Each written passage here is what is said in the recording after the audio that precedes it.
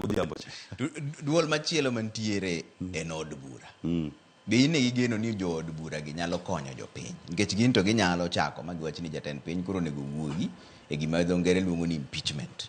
Koro wane momiyo mondo wuogi. Gigo kura nusu gigo kura te kaka. Jo od bura ne nyalo timo gini. To shida mwan godo gi od bura mwan godo kawuono ni.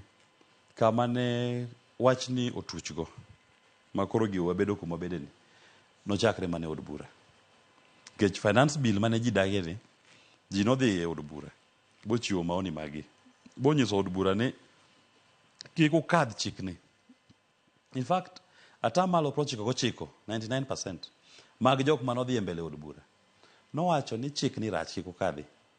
To jo od bura ne bane ji wach mano gima ok nyalre wan wadhi kadho kwa biwinjo wachuno unya wacho gik moka lakini mato nyaka wakadho.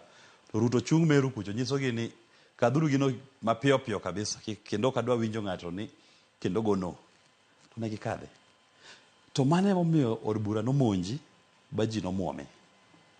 Koro jopiny gi sani osekawo teko mar od bura ni e lwetgi. Parliament osebedo breached. Onge gimoro ma parliament ma Kenya sani nyalo timo ma ji nyalo winjo. Mana kapo ni gin giwegi gibiro gi duol moro ma bipartisan moriwo jo ODM gi jo Azimio gi jo Kenya Kwanza.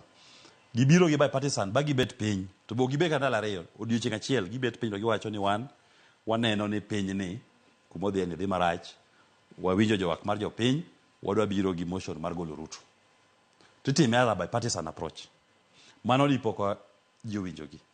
To ni kapod gibet piny ni idhi goye kura kaka igoye ga Kenya Kwanza gi Azimio mapile cha to kata od bura ng'ama bowinjo onge. The only way ma ginyalo redeem image margi en ni ka inyalo yudo e od bura ka joma wuok ka Kenya Kwanza moko wuok ODM o Azimio biro to wacho ni wawinjore kaka kumoro achiel ni mondo wares piny ni wakwa Ruto mondo owe tich.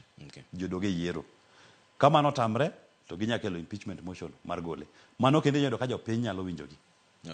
Wang'eyo ni jopiny wacho nang'e 2 3 6 nono